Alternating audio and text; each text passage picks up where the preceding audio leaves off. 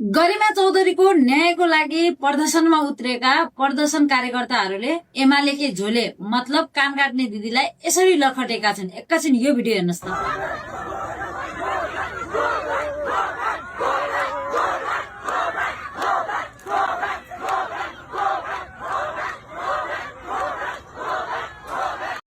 साथीहरू, उहाँ दिदीलाई चाहिँ चिन्नुहुन्छ होला तपाईँहरू होइन?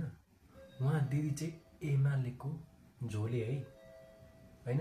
केपीबाको ठाउँबाट बालेन शाहले यदि जितेछ भने म मेरो दुईटा कान काटेर फालिदिन्छु भनेको है, कान काट्छु भनेको है। उहाँ दिदी पनि होइन न्यायको लागि होइन हाम्रो गरिमा बहिनीको चाहिँ प्रदर्शनमा उहाँ पनि सहभागी हुनुभएको थियो होइन। अब सच्चा मनले हो कि अब होइन अब झोले हो या राजनीति घुसाउनको लागि आउनु भएको थियो, तर चाहिँ होइन सब प्रदर्शनकारीले चाहिँ उहाँलाई चाहिँ गो ब्याक भनेर चाहिँ दबाएको छ नि साथीहरू।